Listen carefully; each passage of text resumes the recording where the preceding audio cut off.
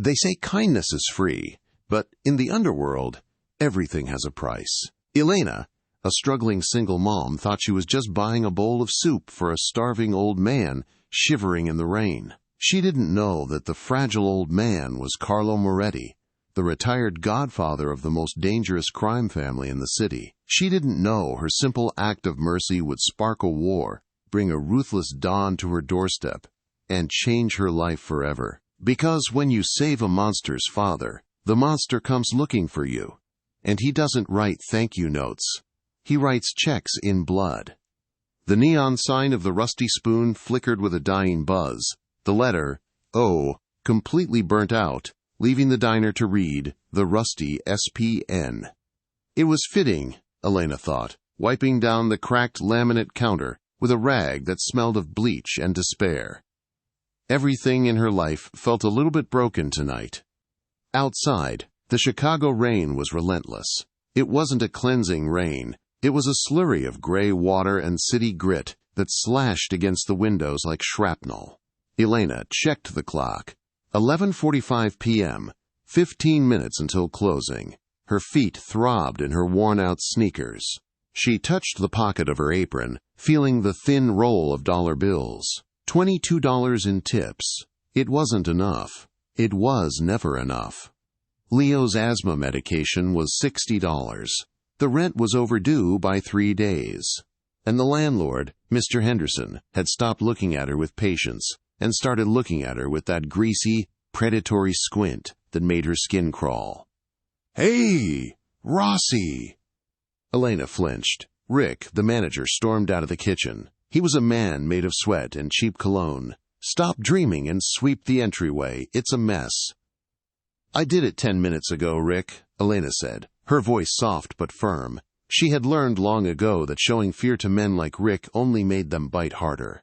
"Then do it again. And if you're not out of here by midnight, off the clock, I'm docking your pay." Elena bit her tongue. She grabbed the broom and headed for the door. As she pushed it open, a gust of wind nearly knocked her back. And there, huddled in the alcove, shivering violently, was a bundle of rags. It was an old man. He looked like he had been discarded by the city itself. His gray beard was matted with grime. His coat was 3 sizes too big and riddled with holes, and his skin had the translucent, papery quality of the very old and very sick.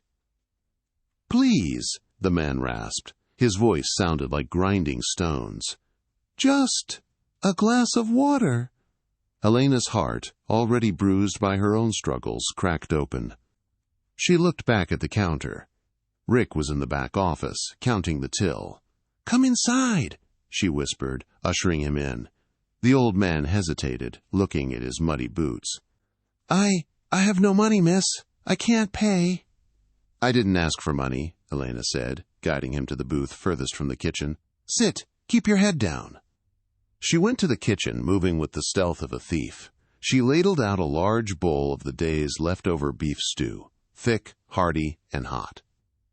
She grabbed 2 rolls and a large glass of water. When she set the food down in front of him, the old man stared at it as if she had placed a diamond on the table. He looked up at her, and for a second Elena was struck by his eyes. They weren't the cloudy eyes of a senile man. They were sharp, steel gray, and terrifyingly intelligent. "Why?" he asked. "Because you're hungry," Elena said simply. "Eat quickly. If my boss sees you, we're both in trouble." The man ate with a dignity that didn't match his appearance. He didn't shovel the food, he savored it. When he finished, he wiped his mouth with a napkin and looked at her. "What is your name, child?" "Elena. Elena Rossi." "Elena," he tested the name on his tongue. "You look tired, Elena. You have the eyes of someone carrying a heavy weight." Elena sighed, leaning against the booth. Maybe it was the exhaustion. Or maybe it was the fact that this stranger would never see her again. But she opened up. "My son Leo. He's sick. Medicine costs more than I make in a week. But we survive. We always do." The old man nodded slowly. Loyalty to family, that is a rare currency these days. Suddenly the kitchen door swung open. Rick marched out, freezing when he saw the muddy boots under the table. "What the hell is this?" Rick roared. He marched over, grabbing the old man by the collar of his filthy coat. "I run a business, not a homeless shelter. Get out, you bum!" "Rick, stop!" Elena shouted, grabbing Rick's arm. "I paid for his food! It's coming out of my tips!" "I don't care who paid! He smells like a sewer!" Rick shoved the old man hard. The frail figure stumbled, hitting his shoulder against the wall. Something snapped in Elena. She shoved Rick back, harder than she intended. "Don't you touch him!" Rick's face turned purple. "You're fired, Rossi. Get your stuff and get out. Take your garbage friend with you." Elena stood trembling. She had just lost her livelihood. The medicine. The rent. It was all gone. But she looked at the old man, who was watching the scene with a strange, calculating expression, and she knew she couldn't leave him. "Fine," Elena spat. She untied her apron and threw it on the floor. "Come on, sir, let's go." She helped the old man out into the rain. They stood under the awning of the shop next door. "I am sorry," the old man said quietly. "I cost you your job." "It was a terrible job anyway," Elena lied, wiping rain from her face. "Do you have somewhere to go?" The old man reached into his pocket. Elena expected him to pull out a dirty tissue. Instead, he pulled out a heavy silver coin with a lion engraved on it. "I have made a call," he said. "My ride will be here shortly. Keep this, Elena. If you ever find yourself in the dark, show this to the wolves, and they will bow." Elena looked at the coin. It looked like a prop from a movie. "I don't understand."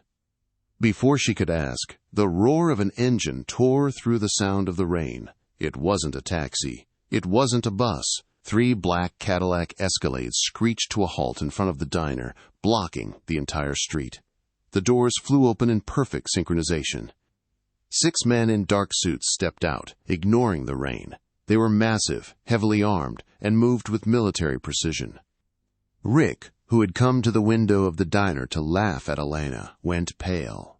The men formed a protective circle around Elena and the old man. Then, from the middle car, a man stepped out. He was tall, easily 6'3", wearing a bespoke Italian suit that probably cost more than the diner building. He had jet black hair slicked back, high cheekbones, and eyes that were the same steel gray as the old man's, but colder, much colder. He walked up to the old man, ignoring Elena completely. He looked furious. "Papa," the man said, his voice a low growl, "we have been looking for you for 6 hours. The entire city is on lockdown. What are you doing?"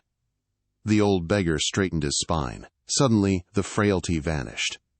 He looked at the man in the suit with authority. "I was testing the waters, Lorenzo, and I found the only clean drop in a dirty ocean." He gestured to Elena. Lorenzo Moretti, the capo dei capi, the boss of bosses, finally turned his eyes to Elena. The intensity of his gaze made her knees weak. He looked her up and down, noting the cheap sneakers, the wet hair, the defiant tilt of her chin. "Who is this?" Lorenzo asked. "This is Elena," the old man said. "She fed me when I had nothing. She lost her job to defend my honor." The old man smiled, a wicked, dangerous smile. "She is under my protection, Lorenzo. Bring her." "Wait, what?" Elena backed away. "I have to go home to my son." "Your son is coming too," Lorenzo said. "It wasn't a request." "Get in the car, Elena. You just saved Carlo Moretti. You don't get to walk away from that." The interior of the Escalade smelled of rich leather and gun oil. Elena sat squeezed between the door and Lorenzo Moretti. The heat was blasting, but she was shivering.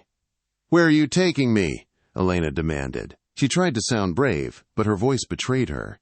She was a waitress from the South Side. She didn't know how to talk to men who wore suits that cost $10,000. Lorenzo didn't look at her. He was typing furiously on a phone. "We are picking up your son. Mrs. Gable is the babysitter, correct? Apartment 4B on 5th Street? Elena's blood ran cold. How do you know that?" Lorenzo turned to her. His face was a mask of indifference, but his eyes were sharp. "I'm Lorenzo Moretti. I know everything. By the time my father finished his soup, My team had already run a background check on you, your employment history, your debts, and your son's medical records. Leo, asthma and a weakened immune system. You're 3 months behind on rent. That's none of your business, Elena snapped. Let me out. No. I am not kidnapping you, Elena, the old man, Carlo, spoke from the front seat. He had removed his filthy coat to reveal a silk vest underneath. I am paying a debt. Moretti never leaves a debt unpaid. You gave me food. I give you a life. I don't want your life. You have no job, Lorenzo interjected, his voice dry. You have no money. You have a sick child. You are going to accept our hospitality for tonight. Tomorrow, we discuss terms. The car pulled up to her crumbling apartment building. Before Elena could move, 2 of the guards were already out. They returned 3 minutes later carrying a sleepy Leo wrapped in a blanket and a terrified Mrs. Gable. Lorenzo handed Mrs. Gable a stack of cash that looked like at least $5,000. For your trouble. Forget you saw us. Mrs. Gable nodded frantically and ran back inside. Leo blinked, rubbing his eyes. Mommy? Who are these men? Elena grabbed Leo, pulling him into her lap, shielding him from Lorenzo. It's okay, baby. We're going on a trip. The drive took 40 minutes, heading out of the city and toward the affluent estates of Lake Forest. They pulled up to gates that were 20 feet high, wrought iron twisted into the shapes of vines and lions. The Moretti estate wasn't a house.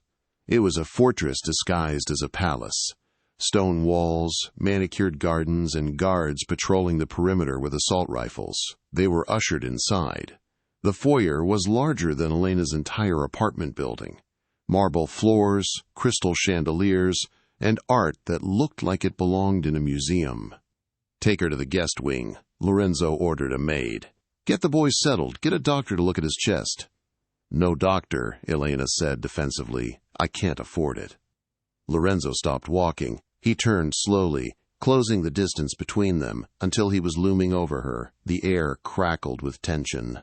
He smelled of sandalwood and danger. Elena, he said softly, and the way he said her name made her breath hitch. You are under my roof. You don't pay for anything here. The doctor will see him. You will eat. You will sleep. And in the morning, you will tell me exactly what that manager Rick did to you. Why do you care? She whispered. Because, Lorenzo said, his eyes darkening, nobody disrespects the woman who saved my father. He turned and walked away.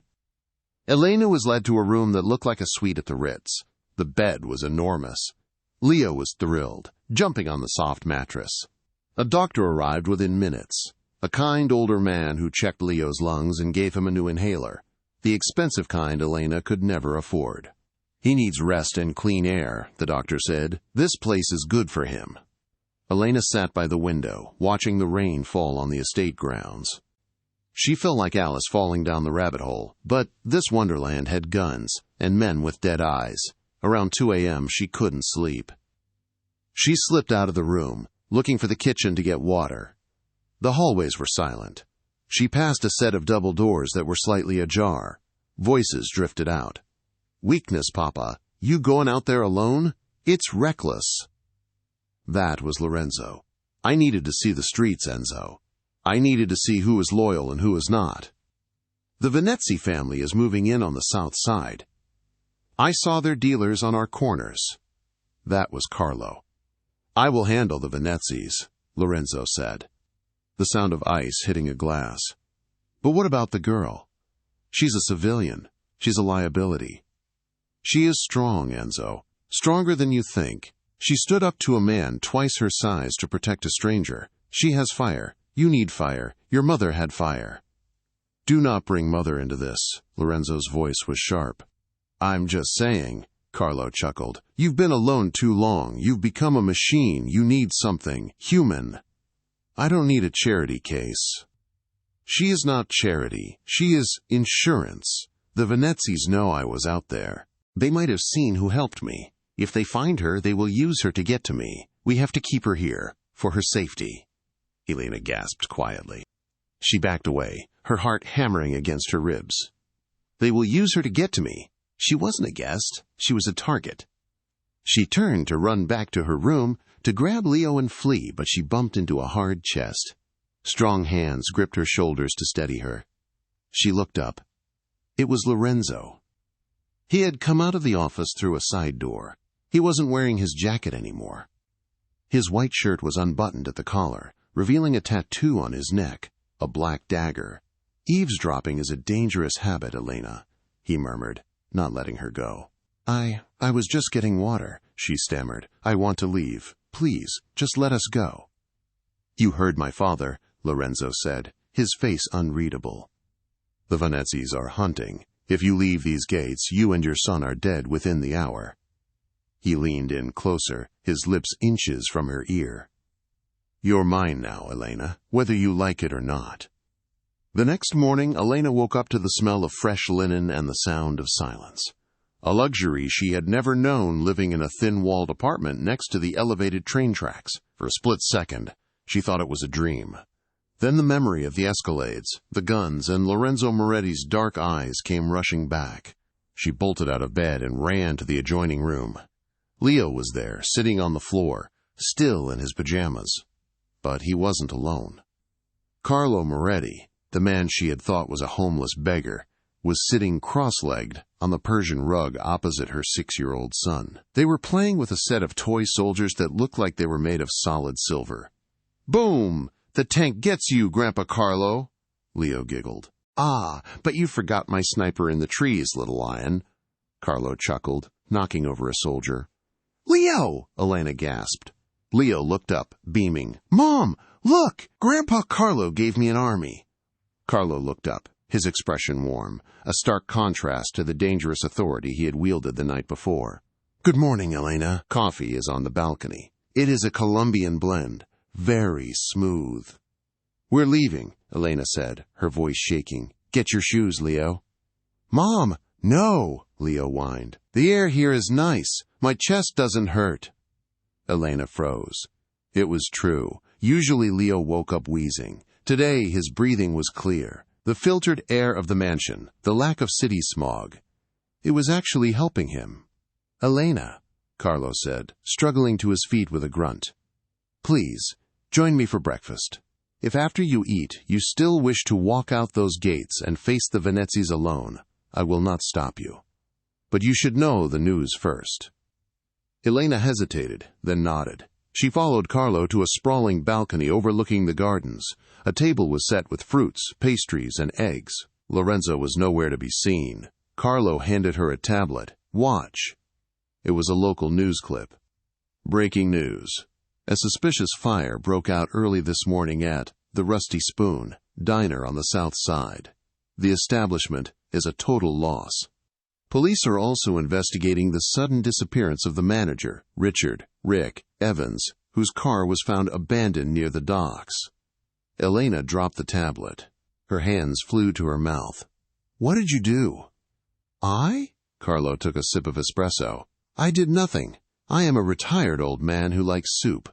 But my son, Lorenzo, has a very strict moral code. He does not like men who abuse women. He does not like men who exploit the poor." "You killed him?"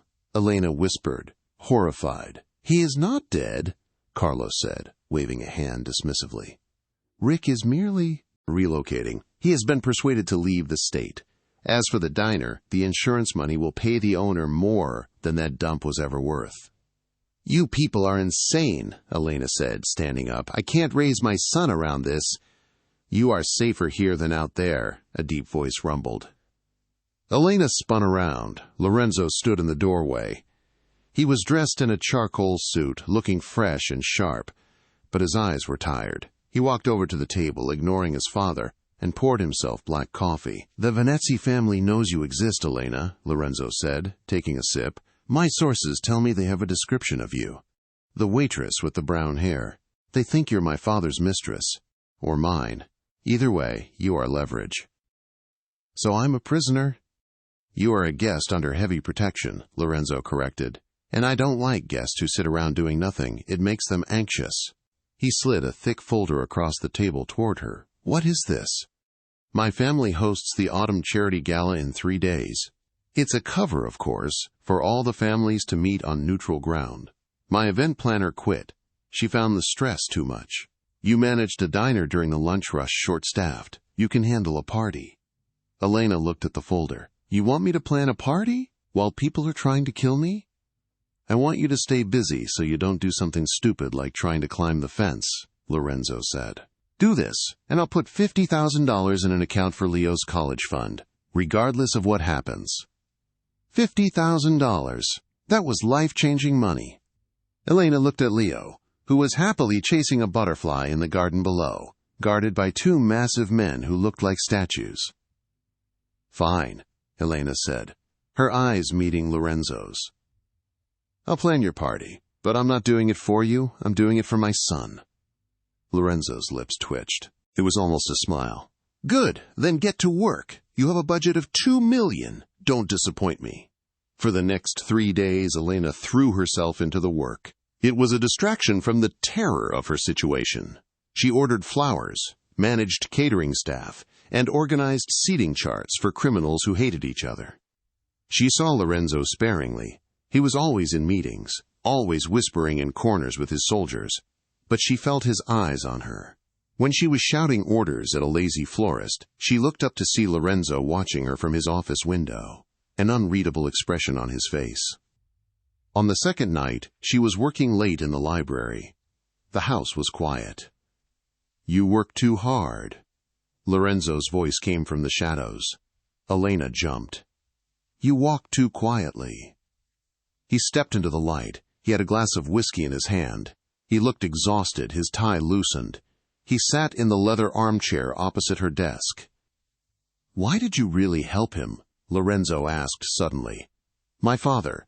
You didn't know who he was. He looked like a junkie. Most people would have crossed the street. Elena put down her pen. My father was homeless, she said quietly. He was a veteran. Came back messed up. We lost him to the streets when I was 10. Every time I see someone like that, I hope someone is helping him, wherever he is. Lorenzo stared at her. The silence stretched, heavy, and charged. For the first time, Elena saw something behind his steel mask. Pain. Loneliness. My mother died when I was young, Lorenzo said, his voice low. She was caught in a crossfire intended for my father. That is why I am the way I am, Elena. Why I built this fortress. Why I don't let people in. He stood up and walked over to her. He was close enough that she could feel the heat radiating from him. He reached out, his hand hovering near her face. Then he tucked a loose strand of hair behind her ear.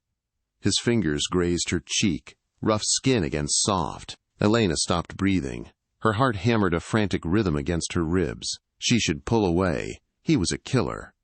He was a monster. But he was also the man who had given her son a doctor. You are dangerous, Elena Rossi, he whispered. You make me want to open the gates. He pulled his hand back as if burned, turned on his heel and walked out. Elena sat there, touching her cheek, her skin burning where he had touched her. The night of the gala arrived. The Moretti estate had been transformed. The ballroom was draped in black and gold silk. Crystal chandeliers sparkled like captured stars. Elena stood in front of the full-length mirror in her suite. Lorenzo had sent a dress. It wasn't the modest thing she would have chosen. It was a floor-length gown of deep, blood-red velvet. It hugged every curve off the shoulder with a slit that went up to her mid-thigh. She looked powerful. She didn't look like a waitress. She looked like a queen. A knock at the door. Elena? It was Lorenzo. When she opened the door, he actually stopped breathing for a second. He was wearing a tuxedo that fit him like a second skin. You look. He cleared his throat, regaining his composure. Adequate. Elena smirked. You don't look too bad yourself, boss. Leo is safe in the panic room with Carlo and the guards, Lorenzo said, offering her his arm. Tonight, you are my date. Stick to my side. Do not wander off. The Venezzis are here under a flag of truce, but truce is just a fancy word for waiting to shoot. Walking into the ballroom on Lorenzo Moretti's arm was like walking into a gladiator arena. The room went silent. Hundreds of eyes turned to them. Elena felt the judgment, the curiosity. Chin up, Lorenzo whispered. Show them you belong. Elena lifted her head. She channeled every ounce of strength she had. She was a mother who had survived poverty. She could survive a room full of rich gangsters. The night was a blur of introductions. Men with scarred faces kissed her hand. Women with diamonds the size of grapes eyed her dress with jealousy. Then the music changed. A slow waltz. "Dance with me," Lorenzo said. He pulled her onto the floor. His hand was firm on her waist, pulling her flush against him. As they moved, Elena forgot the people watching. She forgot the danger. There was only the scent of him, the strength of his arms. "You did a good job with the party," he murmured against her hair. "Does this mean I get a raise?" she teased. "I was thinking of a promotion," he said, his voice dropping an octave. "Permanent position." They locked eyes. The tension was electric. He leaned in, his lips parting. Elena found herself leaning in too. "Lorenzo!" A smooth, oily voice interrupted them. They broke apart. Standing there was a man who looked like a reptile in a suit. He was thin, pale, with slicked-back blonde hair and a smile that didn't reach his dead eyes. "Silvio Venezzi," Lorenzo said, his voice turning to ice. "I didn't think you'd have the guts to show up." "It's a charity gala, Lorenzo. I love charity," Silvio sneered. He turned his gaze to Elena. "And who is this lovely creature, the one everyone is whispering about? The soup kitchen saint?" Elena felt a chill run down her spine. "My name is Elena." "Elena," Silvio took her hand before she could pull away and kissed it wetly. "My father sends his regards. He was very impressed by your hospitality toward the elder Moretti. He would love to have you for dinner sometime." The threat was clear. "We know who you are." "We are coming for you." Lorenzo stepped between them, his hand resting on the gun bulge under his jacket. "Touch her again, Silvio, and I'll paint the walls with your brains. Truce or no truce?" Silvio laughed, holding up his hands. "Relax, Lorenzo. Just making conversation." He walked away, disappearing into the crowd. "We need to leave," Lorenzo said, gripping Elena's arm. "Something is wrong. Silvio is too confident." "What do you mean?" "He shouldn't be here alone. He's up to something." Lorenzo tapped his earpiece. "Head of security. Status report. Now." Static. "Marco, report." Silence. The lights in the ballroom flickered. "Get down!" Lorenzo screamed. He tackled Elena just as the stained glass window shattered. Gunfire erupted from the balcony above. The crowd screamed. Chaos ensued. Lorenzo dragged Elena behind an overturned heavy oak table. "Stay here!" "Where are you going?" she screamed, clutching his sleeve. "I have to get to Leo and my father. The panic room. If they cut the power, the electronic locks might override." "I'm coming with you." "No! It's too dangerous." "That is my son," Elena yelled, her fear turning into a feral protectiveness. "If you think I'm staying here while he's in danger, you're crazy." Lorenzo looked at her, seeing the fire in her eyes. He nodded once. He pulled a spare handgun from his ankle holster and shoved it into her hands. "Safety is off. Point and squeeze. Don't hesitate." They ran. The estate was a war zone. Moretti soldiers were exchanging fire with men in ski masks. The air was thick with smoke and the smell of cordite. Lorenzo moved with terrifying efficiency, shooting 2 attackers who rounded the corner. Elena ran behind him, the gun heavy and cold in her hand. They reached the hidden corridor that led to the panic room. The steel door was supposed to be impenetrable. It was open. "No," Lorenzo breathed. They rushed inside. The room was empty. The guards were dead on the floor. "Leo!" Elena screamed. "Carlo!" There was no answer. Only a single playing card, left on the small table, where Leo and Carlo had played soldiers. The ace of spades. The Venezzi calling card. Elena fell to her knees. A sound torn from the bottom of her soul escaped her lips. A scream of pure, agonizing grief. "They took him. They took my baby." Lorenzo stood frozen, staring at the dead guards. He knelt by one of them. "Shot in the back of the head," he said, his voice void of emotion. There was no struggle at the door. Someone let them in. Someone with the code. He stood up, his face transforming. The handsome, charming man from the ballroom was gone. In his place was the devil himself. His eyes were black pits of rage. He grabbed Elena, pulling her to her feet. "We are going to get him back." "How?" Elena sobbed, hitting his chest. "You said he was safe. You promised me." "I promised," Lorenzo growled. "And I will burn this entire city to the ground to keep that promise." He dragged her to the main security hub. It was chaos, but Lorenzo fired 2 shots into the ceiling. The room went silent. "Review the tapes," he roared at his tech team. "Who opened the panic room?" A terrified technician typed furiously. The screens flickered to life. The footage showed the corridor. Elena watched, holding her breath. A man walked up to the panic room door. The guards lowered their weapons. They knew him. He punched in the code. The door opened. He shot the guards, then signaled to the Venezia strike team hiding in the shadows. Elena gasped. She recognized him. It was Marco, the head of security, the man Lorenzo trusted with his life. "Marco," Lorenzo whispered, the name sounding like a curse. "Where would they take them?" Elena asked, wiping her tears. She couldn't afford to break down now. Leo needed her. "The shipyard," Lorenzo said. "The Venezians own the docks. If they want to move them out of the country, or dispose of the bodies, that's where they'll go." "Dispose," Elena swayed. "We are not too late," Lorenzo said firmly. He turned to his remaining men. "Load up. Heavy armor. No prisoners. Tonight, the Venezia family ends." He turned to Elena. "You stay here." "No." Elena racked the slide of the gun, just like she'd seen in movies. Her hands were shaking, but her voice was steady. "He is my son. I'm going." Lorenzo looked at her. He saw the mother who had stood up to a manager for a bowl of soup.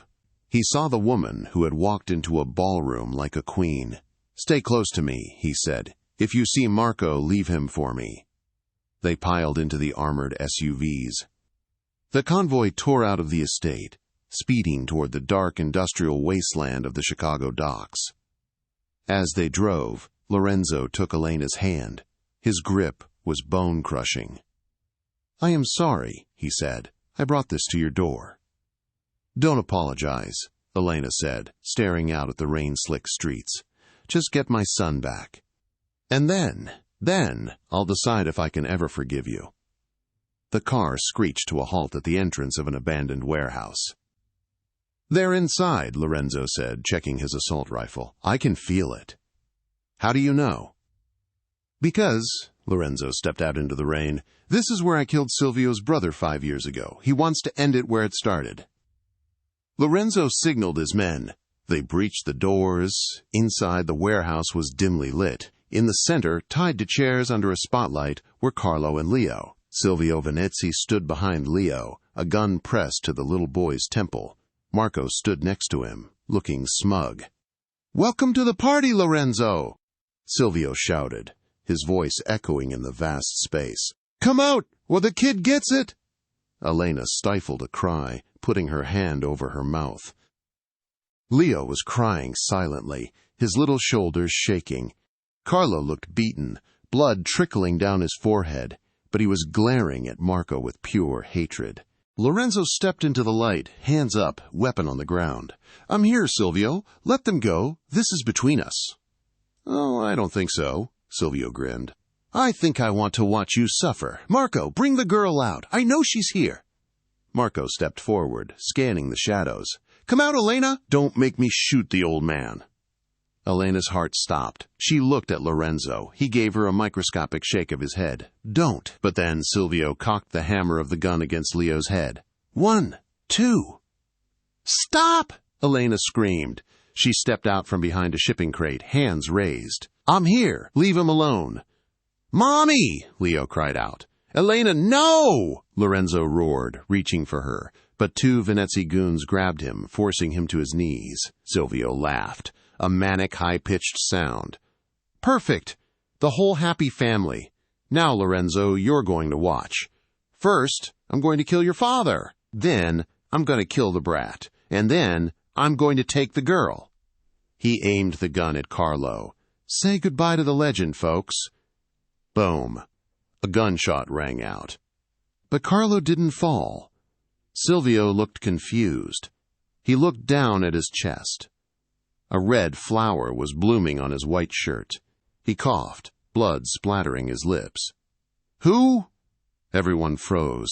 The shot hadn't come from Lorenzo. It hadn't come from Elena. It had come from the rafters. A figure dropped down from the shadows, landing in a crouch like a panther, dressed in tactical black gear. The figure stood up and removed a mask. It was a woman. Silver hair, sharp eyes, holding a sniper rifle. Lorenzo's eyes widened in disbelief. "Hello, boys," the woman said. "Mother?" Lorenzo whispered. The silence in the warehouse following the gunshot was deafening, broken only by the echo of Isabella Moretti's voice. Silvio Venezzi collapsed, his eyes wide with shock, the life draining from him. His fingers slipped off the trigger of the gun pressed against Leo's head.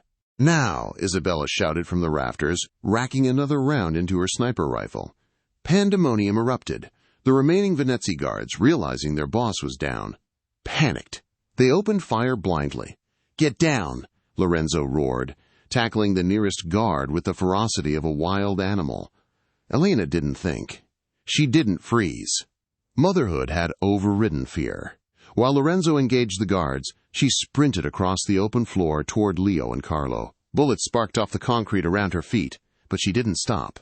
"Mommy!" Leo shrieked. She slid on her knees, reaching the chairs. She grabbed Leo, shielding his small body with her own, curling into a ball as debris rained down around them. "I've got you, baby." "I've got you," she whispered fiercely into his hair. Marco, the traitorous head of security, saw the tide turning. He realized he was on the losing side. His eyes locked on Elena and the boy. He raised his weapon. "If I go down, I'm taking the air!" Marco screamed. Elena saw the barrel turn toward them. She fumbled for the gun Lorenzo had given her, but her hands were shaking too hard, and she was tangled in Leo's ropes. Click! Marco pulled the trigger, but nothing happened. No bang, no bullet.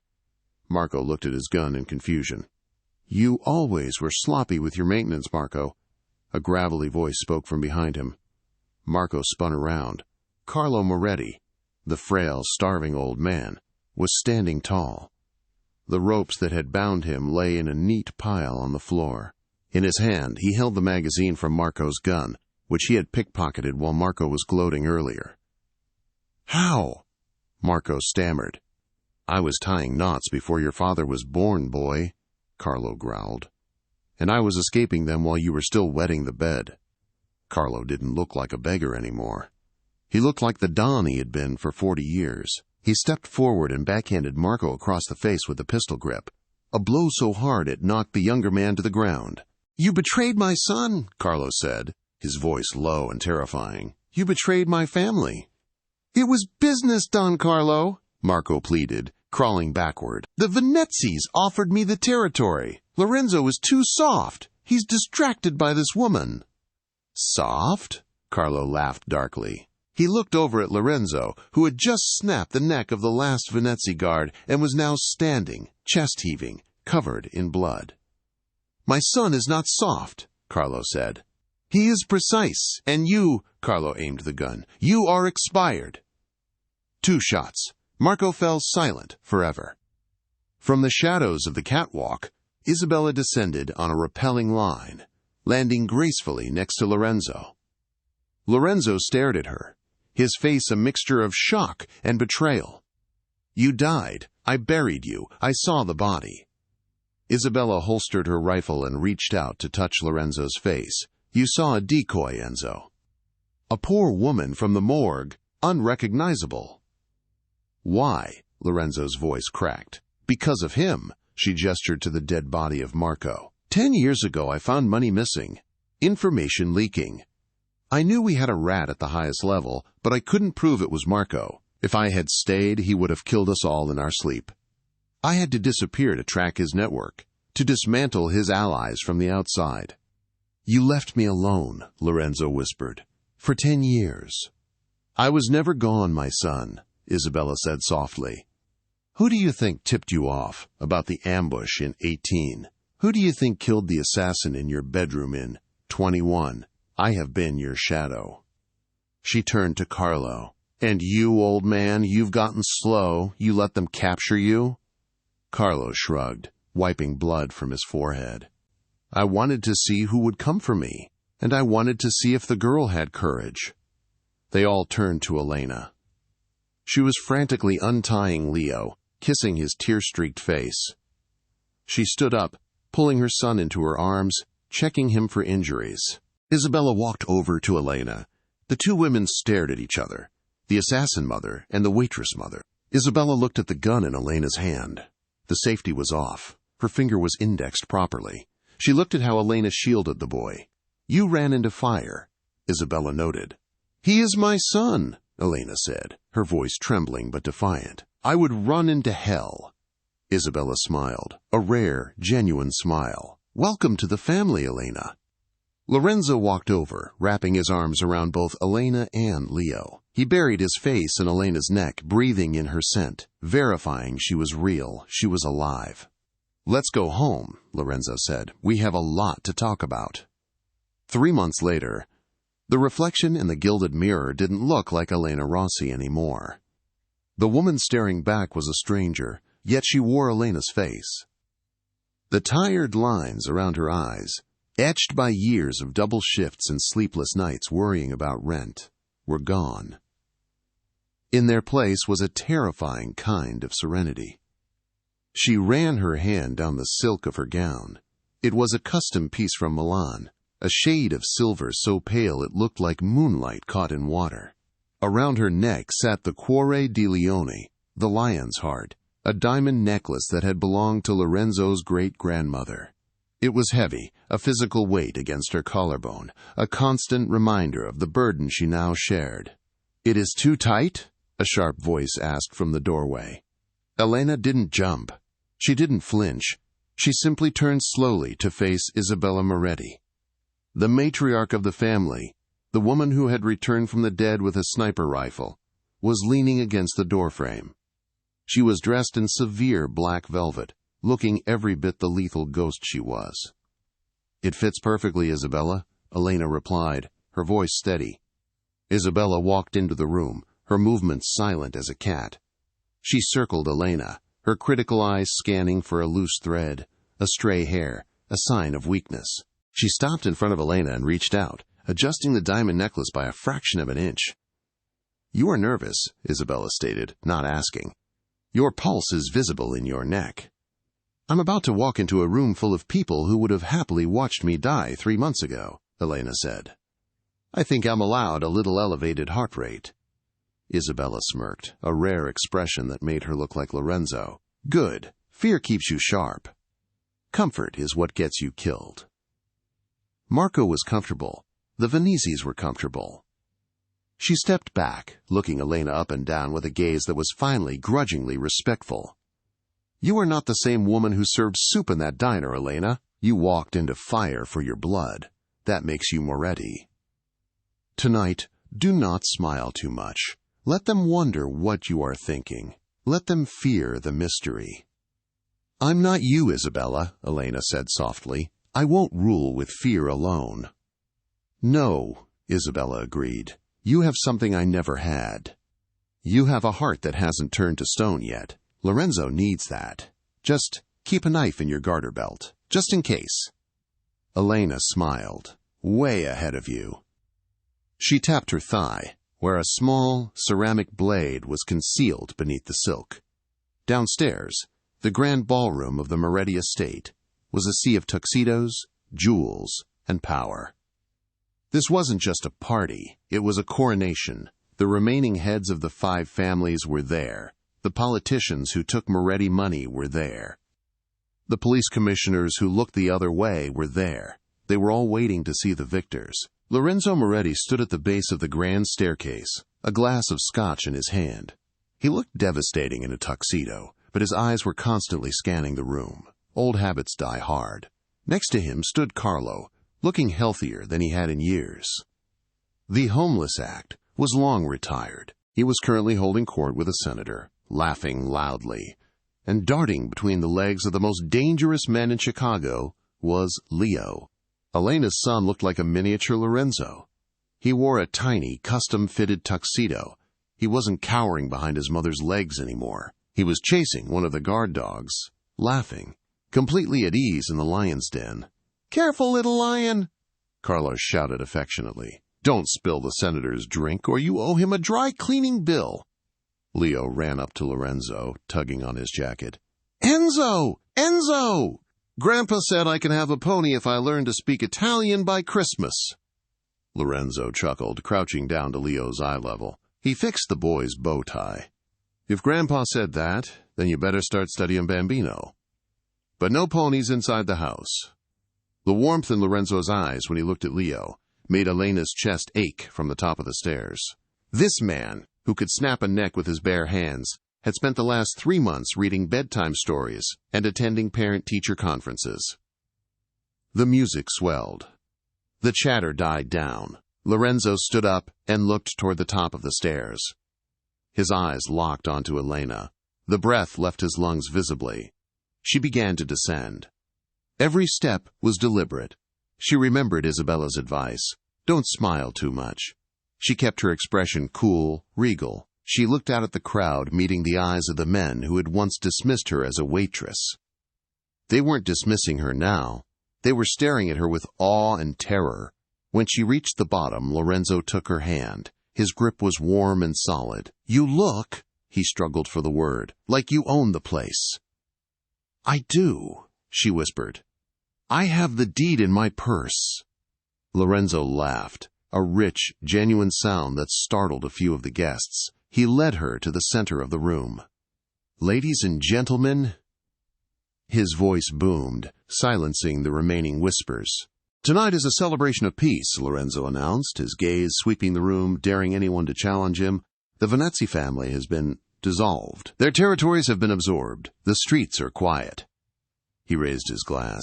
"But tonight is also about gratitude. They say a man is only as strong as the people beside him. I am a very strong man, because I have the strongest family in the world." He looked at Carlo, then at Isabella, who was watching from the shadows of the mezzanine, and finally his gaze rested on Elena. "To the future," Lorenzo toasted. "To the future," the room roared back. As the orchestra began a waltz, Lorenzo pulled Elena close. They moved together effortlessly, a single entity spinning through the light. "You did it," Elena murmured against his chest. "You won." "We won," Lorenzo corrected. "I couldn't have done it without you. You gave me a reason to finish it, Elena. Before you, I was just maintaining the empire. Now I'm building a legacy." He spun her toward the balcony doors. "Come with me. I need air." They stepped out into the cool autumn night. The Chicago skyline glittered in the distance, beautiful and distant. The chaos of the city felt a world away from the sanctuary of the estate. Lorenzo leaned against the stone railing, looking at her. "I have something for you." "I thought I had the diamonds covered," she joked, touching her necklace. "Not jewelry." Lorenzo reached into his jacket pocket. He pulled out a folded piece of paper and a velvet box. "First, the paper," he said. Elena unfolded it. It was a legal document, an adoption decree. Leo Rossi was formally changing to Leo Moretti. Tears pricked Elena's eyes. "Lorenzo. He's my son, Elena, in every way that matters. I want the world to know it. I want him to have the name, the protection, the inheritance, everything." Elena couldn't speak. She just nodded, wiping a tear that escaped. And now, Lorenzo opened the velvet box. Inside sat a ring. But it wasn't just a diamond. The band was made of twisted platinum, designed to look like vine, and in the center sat a massive, uncut gray diamond, the exact color of the eyes of the old man she had saved in the rain. "I didn't want a traditional ring," Lorenzo said softly. "This stone is rough, unpolished on the edges, like us, but it's unbreakable." He took the ring and slid it onto her finger. It fit perfectly. "Elena," he said, his voice thick with emotion, "I can't promise you a normal life. I can't promise you that there won't be dark days or enemies at the gate, but I promise you this. You will never face them alone. I will burn the world for you." I will build a kingdom for you. Will you be my wife?" Elena looked at the man who had kidnapped her, protected her, and loved her. She thought about the rusty spoon she kept in her jewelry box. She thought about the soup. She thought about the rain. She looked him in the eye, the Queen of Chicago claiming her king. "Yes," she whispered, "but on one condition." Lorenzo raised an eyebrow, a smile playing on his lips. "Anything. No more kidnapping waitresses," she teased. "I'm the only one allowed in the Escalade." Lorenzo pulled her in, crashing his lips against hers. It was a kiss that sealed a pact, a promise, and a dynasty. From the balcony, they could hear the party raging inside. They could hear Carlo laughing, Leo shouting with joy, and the clinking of champagne glasses. They stood there, the reformed monster and the waitress who saved him, looking out over their city. The rain had stopped. The storm was over. And for the first time in a long time, the sun was about to rise on the Moretti Empire. And that, my friends, is the end of the saga. Can you believe Leo is officially a Moretti now? I'm not crying. You're crying. I honestly loved how the story came full circle, from Elena saving Carlo in the rain to ruling the city beside Lorenzo. It really shows that sometimes the smallest act of kindness can change your entire destiny. I have a question for you guys. If you were Elena, would you have accepted the adoption papers for Leo so quickly, knowing the dangers of the Moretti name? Or would you have tried to keep him out of that life? Let me know your thoughts in the comments. If you enjoyed this 7-part series, please smash that like button. It tells YouTube to share this story with more people. And if you haven't already, subscribe and turn on notifications. I am working on a new thriller about a woman who finds a diary in her new house that predicts the future. And it predicts her murder. You do not want to miss that one. Thank you so much for watching. Stay safe, and remember, be kind to strangers. You never know who they might be.